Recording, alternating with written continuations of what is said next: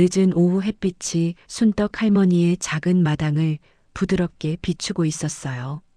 마당 한쪽에 놓인 커다란 빨간 다라에서는 배추와 양념이 어우러진 김치 향이 퍼지고 있었죠. 순덕은 허리를 살짝 굽힌 채 김치를 손으로 버무르며 골목 사람들에게 나눠줄 생각을 하고 있었습니다. 오래된 고무장갑은 색이 바랬지만 움직임은 능숙하고 조용했어요.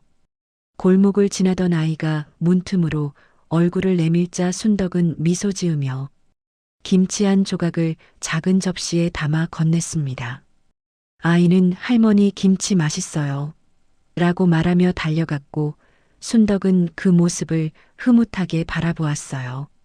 그런데 골목 끝에서 두세 명의 주민이 모여 손가락질하며 무언가 이야기를 나누고 있었죠. 그들은 순덕의 집을 힐끔거리며 저 집은 너무 오래돼서 위생이 걱정된다고 수군댔습니다. 한 주민은 김치를 나눠줘도 괜히 먹기 찝찝하다더라라며 말끝을 흐렸어요. 순덕은 그 말들을 또렷이 들었지만 아무 말 없이 고개를 숙인 채 김치를 담아냈습니다. 마당의 담장 너머로 바람이 스치며 김치 향이 퍼졌지만 주민들의 표정은 따뜻하지 않았어요. 순덕은 작은 대야를 두 손으로 들고 골목길가에 조심스럽게 놓았습니다. 이웃에게 드리려고 준비한 것이었지만 사람들의 시선이 곱지 않아 망설임이 생기기 시작했죠. 골목의 한 아주머니가 지나가다 대야를 흘끗 보더니 아무 말 없이 발걸음을 재촉했습니다. 순덕은 잠시 멈춰 선 뒤 그래도 드실 분은 드시겠지라는 마음으로 대야를 정리했어요. 이어 마당으로 돌아가 남은 김치를 항아리에 담으며 묵묵히 손을 움직였습니다. 그때 담장 앞에서 박 여사가 다른 주민과 이야기를 나누며 큰 소리로 말했습니다. 저 집 김치 어디 믿고 먹는 거야? 집도 저렇게 낡았는데 라는 말이 분명하게 들렸어요. 주민들은 고개를 끄덕이거나 애매한 표정을 지으며 대화를 이어갔습니다. 순덕은 잠시 손을 멈추고 하늘을 바라보다가 조용히 다시 김장을 마무리했습니다. 다음 날 오전 골목에는 이른 바람이 불어 작은 먼지들이 흩날리고 있었어요. 순덕이 집 앞을 정리하려고 문을 열자 이미 길가에는 몇몇 주민이 모여 이야기 중이었습니다. 박 여사는 팔짱을 낀 채 사람들 앞에서 어제 들었다는 이야기를 과장하기 시작했어요. 그녀는 저 집 김치가 위생이 안 좋다더라라며 근거 없는 말을 흘렸습니다. 주변 주민들은 처음엔 조심스럽게 듣고 있었지만 곧 분위기에 휩쓸리기 시작했어요. 어떤 이는 나도 어제 보니 집이 너무 낡아 보이더라라며 맞장구 쳤습니다. 소문은 빠르게 부풀려져 김치뿐 아니라 집안 환경까지 비난하는 내용으로 흘러갔습니다. 순덕은 먼 발치에서 그 장면을 보고 조용히 걸음을 멈춰 골목을 살폈어요. 주민들은 순덕을 보자마자 대화를 끊고 서로 눈치를 주며 시선을 피했습니다. 박 여사는 순덕을 스치듯 바라보며 고개를 돌렸고 말끝을 흐리며 사람들 사이로 숨어들었어요. 골목 분위기는 어느새 차갑게 굳어 있었고 순덕의 집 앞은 사람들이 피하는 자리로 변했습니다. 아이 몇 명은 순덕을 보면 속삭이며 멀찍이 돌아갔습니다. 순덕은 아무 말 없이 집 앞 쌓인 낙엽을 쓸며 생각에 잠겼습니다. 사람들의 반응은 예상보다 빨랐고 그 속도는 순덕의 마음을 더 무겁게 만들었어요. 골목의 두세 집은 이미 먹지 말라는 분위기까지 만들어 놓았다는 소문이 들려왔습니다. 순덕은 낙엽을 치우던 손을 잠시 멈추고 숨을 고르며 상황을 받아들였습니다. 박 여사의 목소리는 점점 더 커지고 주민들은 그 말에 힘을 싣는 듯 보였어요. 순덕은 아무 말 없이 빗자루를 세워두고 골목 끝까지 천천히 걸어갔습니다. 그 뒤에는 박 여사가 다른 주민에게 김치 이야기를 계속 이어가는 모습이 희미하게 들렸어요. 순덕은 이 상황이 단순한 소문이 아니라 더 큰 상처를 낳을 수 있다는 사실을 느끼기 시작했습니다. 밤이 깊어지자 순덕의 작은 방에는 스탠드 조명이 은은하게 켜져 있었어요. 낮 동안 들었던 소문이 머릿속에 맴돌았지만 순덕은 조용히 휴대폰을 꺼내 들었습니다. 그녀는 먼저 동네 단톡방에서 오간 메시지들을 하나씩 살펴보기 시작했어요. 박 여사가 보낸 글과 반응한 주민들의 기록을 스크린샷으로 차근차근 저장했습니다. 이어서 순덕은 낮에 들었던 주민들의 대화를 기억해 음성 녹음 기능을 켜고 간단한 메모를 남겼어요. 여기까지는 들었지라고 순덕은 작은 목소리로 중얼거리며 휴대폰 화면을 넘겼습니다. 골목 CCTV 위치가 떠오르자 순덕은 직접 현관문 밖으로 나가 주변 상황을 살폈습니다. 가로등 아래 CCTV가 설치된 지점을 확인한 뒤 필요한 각도와 시간을 메모장에 적어두었어요. 집으로 돌아오자마자 순덕은 손자가 학교에서 겪은 일도 잊지 않고 일기장처럼 기록했습니다. 오늘 친구들에게 뭐라고 들었지? 라고 조심히 묻자 손자는 고개를 떨구며 짧게 설명했어요. 그 말을 들은 순덕은 더 깊은 결심을 하듯 노트를 펼쳐 상황을 정리했습니다. 주민들이 나눈 소문, 박 여사의 발언, 손자의 피해 모두가 하나의 흐름으로 이어졌어요. 순덕은 지금이 아니면 더 큰 상처가 생길 것이라는 생각을 굳혔습니다. 장롱 위에서 오래전에 사용하던 서류철을 꺼내 누적된 영수증과 기록들을 정리하며 대비책을 세웠어요. 그동안 조용히 모아두었던 것들이 이번 사태를 증명하는데 도움이 될 수 있음을 깨달았습니다. 순덕은 다시 휴대폰을 들어 녹취 파일과 사진 폴더를 항목별로 분류하기 시작했어요. 작업은 늦은 시간까지 이어졌고 손자는 졸린 눈을 비비며 할머니 옆에서 조용히 앉아 있었습니다. 순덕은 손자의 머리를 가볍게 쓰다듬으며 이제는 걱정하지 말자라고 짧게 말했어요. 그 말 속에는 이번 일을 반드시 바로잡겠다는 강한 의지가 담겨 있었습니다. 스탠드 불빛 아래 순덕은 마지막 파일 정리를 마치고 천천히 눈을 감으며 긴 하루를 마무리했습니다. 다음 날 오후 순덕은 손자를 데리러 학교로 향했고 복도 끝에서 아이가 고개를 숙인 채 서 있는 모습을 발견했어요. 손자는 책가방 끈을 꽉 잡은 상태로 주변 친구들의 시선을 피하듯 서 있었습니다. 순덕이 다가가자 손자는 잠시 머뭇거리더니 작은 목소리로 할머니 하고 불렀어요. 담임교사가 곧이어 나타나 순덕에게 조심스럽게 말을 건넸습니다. 담임은 친구들이 김치 냄새와 집 상태를 이유로 손자를 놀렸다는 사실을 전달했어요. 순덕은 마음이 무거워졌지만 교사의 말을 차분하게 들으며 상황을 파악했습니다. 담임은 아이들 사이에서 퍼진 이야기가 점점 심해져서 걱정됩니다라고 덧붙였어요. 순덕은 이런 일이 있었군요. 집에서 잘 이야기해 보겠습니다라고 짧게 대답했죠. 손자는 교사가 떠난 뒤에도 시선을 바닥에 둔 채 움직이지 않았습니다. 순덕은 손자의 어깨에 손을 올리며 복도 밖으로 함께 걸어 나왔어요. 학교 운동장에는 다른 학생들이 모여 있었고 몇몇은 손자를 힐끔거리며 속삭였습니다. 순덕은 그 시선을 느끼며 손자의 등을 가볍게 감싸며 괜찮다, 가자라고 말했어요. 집으로 돌아가는 길, 손자는 친구들이 집을 지저분하다고 말했다고 털어놓았습니다. 그는 우리 집이 왜 그래? 할머니 김치 냄새가 이상하대라며 울먹였어요. 순덕은 아이를 달래기 위해 천천히 멈춰서서 그의 눈을 바라보았습니다. 우리 집은 괜찮고 내 할머니 김치는 더 괜찮아. 잘못된 건 소문이지 우리 아니야라고 순덕은 부드럽게 답했어요. 손자는 그 말을 듣고도 여전히 불안한 표정을 지었고 순덕은 그 마음을 더 깊이 느꼈습니다. 순덕은 이번 문제를 넘기면 손자의 상처가 더 깊어질 것이라는 사실을 확신했어요. 그래서 집에 도착하자마자 순덕은 모아둔 자료를 다시 확인하며 다음 행동을 분명하게 정했습니다. 그녀는 끝내 이 상황을 바로잡겠다는 결심을 조용히 굳히며 창밖으로 떨어지는 햇빛을 잠시 바라보았습니다. 다음 날 아침 순덕은 작은 가방에 정리해둔 서류와 휴대폰을 넣고 경찰서로 향했어요.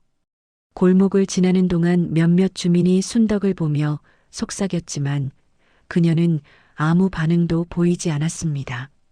경찰서 민원실에 도착하자 창구 직원이 순덕의 방문 이유를 물었고 순덕은 준비해온 서류철을 꺼냈어요. 직원은 서류철을 열어보자마자 놀란 표정으로 자료가 굉장히 체계적이네요 라고 말했습니다.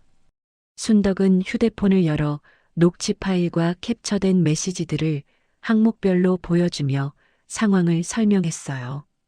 직원은 하나씩 확인하며 허위사실 유포와 명예훼손 해당 여부를 체크하기 시작했습니다. 이 정도면 정식 조사 가능하겠습니다. 신고 접수 도와드릴게요. 직원은 차분하게 안내했어요. 순덕은 짧게 부탁드립니다라고 말하며 고개를 숙였습니다. 담당 경찰관이 불려와 자료를 검토했는데 박 여사가 퍼뜨린 소문의 경로가 명확히 드러나 있었습니다. 경찰관은 이 자료면 출석 요구 바로 가능합니다라고 말하며 절차를 진행했어요. 컴퓨터 화면에는 접수번호가 뜨고 박 여사에게 전송될 출석 통보 문서가 작성되고 있었습니다. 순덕은 그 과정을 조용히 바라보며 손자의 얼굴을 떠올렸어요. 민원실 창구 옆에서는 다른 사람들이 기다리고 있었지만 순덕의 신고는 예외적으로 시간이 더 걸렸습니다. 직원은 법적 효력과 향후 절차를 설명하며 추가 자료가 생기면 언제든 제출하세요라고 덧붙였어요. 순덕은 필요한 내용을 꼼꼼히 적어두고 준비해온 파일을 다시 봉투에 넣었습니다. 경찰서를 나서는 순간 어제와는 다른 묵직한 확신이 순덕의 발걸음을 채웠습니다. 순덕이 골목길로 돌아오자 이미 박 여사에게 출석 요구 문자가 도착했다는 소문이 퍼지고 있었어요. 몇몇 주민은 순덕을 스치듯 바라보며 상황을 눈치채는 듯 조용히 입을 다물었습니다. 순덕은 그 시선들 속에서도 담담하게 집으로 향했어요. 문을 잠그기 전 순덕은 깊은 숨을 들이마시며 이제 시작이구나라고 조용히 중얼거렸습니다. 며칠 뒤 오전 박 여사는 경찰서에 출석 요구 문자를 받고 당황한 표정으로 조사실 앞에 섰어요. 문이 열리자 담당 경찰관이 그녀의 이름을 확인하고 자리에 앉도록 안내했습니다. 박 여사는 억울함을 주장하며 그냥 들은 말을 전달했을 뿐이에요라고 변명했어요. 경찰관은 차분히 근거 없이 퍼뜨린 내용이 문제가 됩니다라며 태블릿 화면을 돌려 보여주었죠. 화면에는 박 여사가 보낸 메시지, 단톡방에서의 발언, 그리고 주민들에게 전송한 음성 메모 기록까지 포함돼 있었습니다. 박 여사는 처음엔 저는 그런 뜻이 아니었어요 라고 했지만 자료가 많아질수록 말을 잇지 못했어요. 경찰관은 순덕이 제출한 녹취 파일도 재생하며 실제 발언과 시점, 장소를 설명했습니다. 여기 들리는 목소리, 본인 맞죠? 라는 질문에 박 여사는 고개를 들지 못했습니다. 이어 경찰관은 김치에 대해 퍼뜨린 비방 내용이 허위였다는 점을 명확히 짚어주었어요. 조사실의 공기는 점점 무거워졌고 박 여사의 손끝은 떨리기 시작했습니다. 경찰관은 명예훼손과 허위사실 유포 혐의가 모두 성립합니다라고 정리된 문장을 읽어내려갔습니다. 박 여사는 그냥 장난이었어요 라고 중얼거렸지만 이미 상황은 뒤집을 수 없었어요. 경찰은 이후 절차에 따라 벌금형 가능성과 추가 조사를 안내했습니다. 박 여사는 침을 삼키며 고개를 끄덕였고 결국 자신의 행동이 법적 책임으로 이어졌음을 인정했습니다. 조사실 밖에서는 사건 번호가 적힌 문서가 출력되고 있었고 담당 직원이 서류를 정리하고 있었어요. 주민들에게 영향력을 행사하던 박 여사의 태도는 완전히 사라지고 위축된 모습만 남았습니다. 복도로 걸어 나오는 동안 몇몇 사람들은 그녀를 알아보며 웅성거렸지만 박 여사는 고개를 숙인 채 빠르게 지나갔어요. 순덕은 같은 시각 집에서 차 한 잔을 따르며 조용히 전화기를 확인하고 있었습니다. 경찰서에서 조사가 순조롭게 진행되었습니다라는 메시지가 도착하자 순덕은 가만히 숨을 내쉬었어요. 그날 오후 골목에는 더 이상 박 여사의 큰 목소리가 들리지 않았고 사람들은 조심스러운 분위기 속에서 서로의 눈치를 보기 시작했습니다. 주말 아침 동네에는 새로 생긴 금정푸드 김치 공장 개관식 소식이 빠르게 퍼지고 있었어요. 주민들은 호기심에 하나둘씩 행사장으로 향했고 박 여사도 사람들 틈에 섞여 자리 잡았죠. 넓은 행사장에는 무대와 천막, 각종 장식들이 설치되어 있었고 사회자의 목소리가 스피커로 울려 퍼졌어요.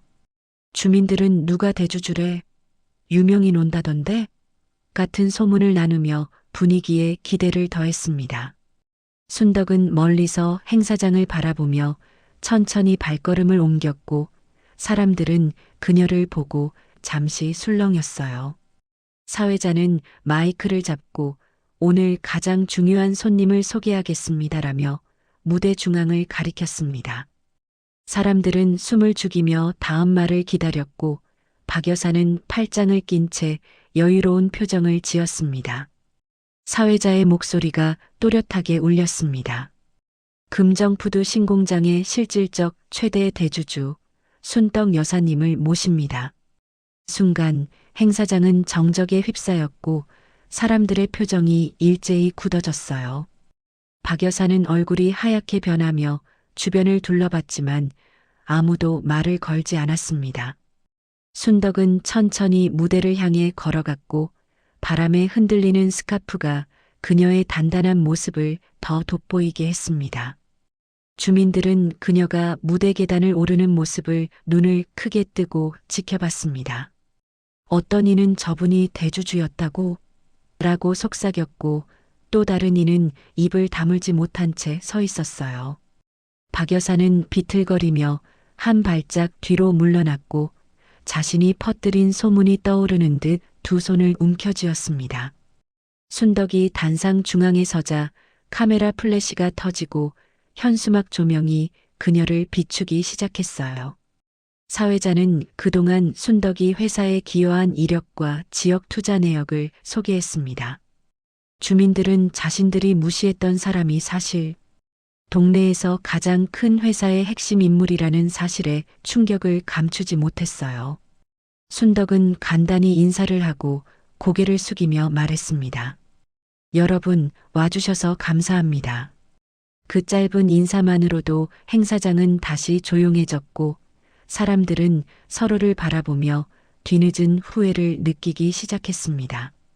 무대 아래에서는 손자가 눈물 글썽인 얼굴로 순덕을 바라보고 있었고 순덕은 그 모습을 보고 미소를 지었습니다.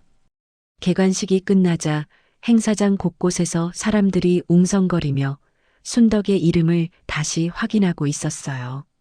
무대 아래로 내려온 순덕은 잠시 주변을 둘러보며 익숙한 골목 사람들과 눈을 마주쳤습니다. 주민들은 어색한 표정으로 다가오지 못하고 멀리서 그녀를 바라보기만 했어요.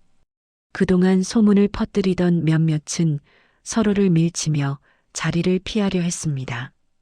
박 여사는 인파 뒤에 숨어 순덕을 바라보며 입술을 떨었지만 한 걸음도 떼지 못했습니다. 순덕은 그녀에게 시선을 주었지만 아무 말도 하지 않고 다시 앞으로 향했어요. 그 순간 손자 민수가 눈시울이 붉어진 얼굴로 할머니를 향해 뛰어왔습니다. 할머니, 사람들이 할머니 이름 불렀어. 민수의 목소리는 떨림과 기쁨이 뒤섞여 있었어요. 순덕은 민수를 품에 안으며 괜찮다. 이제 다 지나갔다라고 조용히 말했습니다. 주민들은 둘의 모습을 보며 자신들이 만들어낸 상처의 무게를 실감하기 시작했습니다. 한 이웃은 용기를 내어 다가와 그동안 제대로 알지도 못하고 죄송했어요 라고 말했어요. 순덕은 미소를 지으며 이제부터 서로 잘 지내면 되죠라고 답했어요. 이 말은 누군가를 탓하기보다는 앞으로의 관계를 새로 만들겠다는 의미를 담고 있었어요. 박 여사는 이 모습을 멀리서 지켜보며 망설였지만 결국 다가오지 못했습니다. 순덕은 그런 그녀를 한 번 더 바라본 뒤 민수의 손을 꼭 잡고 행사장을 걸어 나왔어요. 노을빛이 비추는 공장 앞에서 순덕은 자신이 선택한 조용한 삶과 오늘의 순간을 떠올렸습니다. 부는 드러내기보다 지키는 것이 더 어렵다는 사실을 알고 있었기에 그녀는 늘 조용하게 살았던 것이었죠. 하지만 손자의 상처만큼은 외면할 수 없었고 그 때문에 오늘의 반전이 이루어졌습니다. 민수는 할머니, 이제 아무도 우리 집 이상하다고 안 해라며 밝게 웃었습니다. 순덕은 그 웃음을 보며 모든 일이 제자리를 찾았다는 듯 고요한 안도의 숨을 내쉬었습니다.